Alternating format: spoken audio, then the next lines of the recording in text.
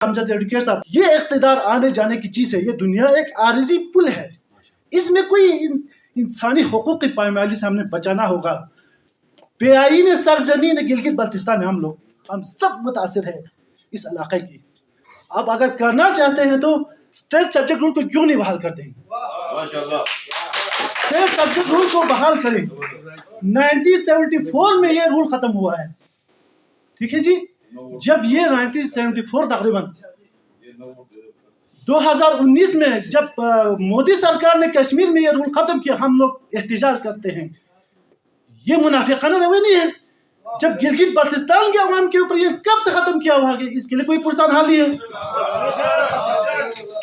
جناب علی، اگر مولا امیر المومنین علیہ السلام فرماتے ہیں کون للظالمین حزما وللمظلوم ہونا، ظلم کے خلاف آواز بلند کرنا چاہیے، ناانصافی کے خلاف آواز بلند کرنا چاہیے، مظلوموں کی ہم سب کو حمایت کرنا چاہیے، جس خطے میں ہو، جس ملک میں ہو، جس گاؤں میں ہو، جس شہر میں ہو۔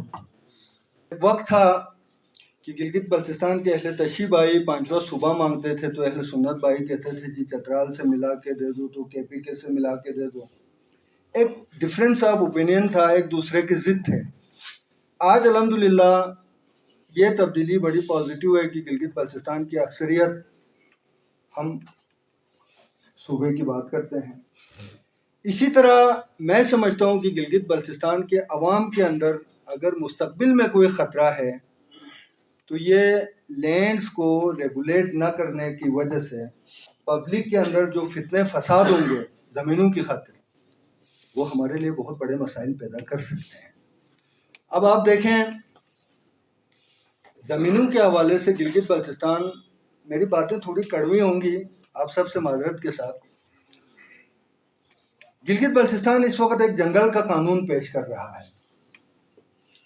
گلگت بلتستان کے اندر لینڈ ریفارمز کا کوئی ایکٹ نہ ہونے کی وجہ سے، کوئی پراپر قانون نہ ہونے کی وجہ سے اس وقت گلگت بلتستان کے اندر مائٹ از رائٹ کی تھیوری ہے۔ جو زیادہ طاقتور ہے، جو زیادہ بااثر ہے، جس کا زیادہ ساز باز ہے، وہ سینکڑوں کنال کے اوپر، ہزاروں کنال کے اوپر وہ مالک ہیں۔ اس بل میں بہت ساری ایسی چیزیں ڈال دی گئی ہیں جو بل واسطہ یا بلا واسطہ عوام کے حق میں نہیں ہے۔ اس کو ایک الفاظوں کا گورکھ دھندا بنایا گیا ہے۔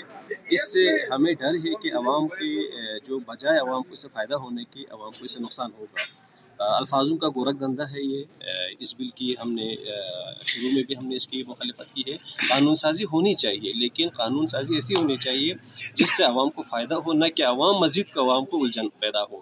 اس میں چونکہ گورنمنٹ لینڈ میں بہت ساری ایسی چیزوں کو جو کہ ناقابل تقسیم بنا دیا گیا ہے، وہ ساری زمینیں گورنمنٹ لینڈ ڈکلیئر کیا ہے۔ اگر اس کو ہم گورنمنٹ لینڈ کی اس ڈیفینیشن کو صحیح سے سمجھا جائے تو عوام کو کیا تقسیم ہوں گے، یہ ابھی تک سامنے نہیں آ رہا ہے۔ ترمیم چاہتے ہیں ہم اپنا وکلا، اپنا دیگر انجمنوں کے ساتھ، انجمن امامیہ ہے، دیگر انجمنیں ہیں، ان کے ساتھ مل کر ہم اپنا ایک ڈرافٹ پیش کریں گے۔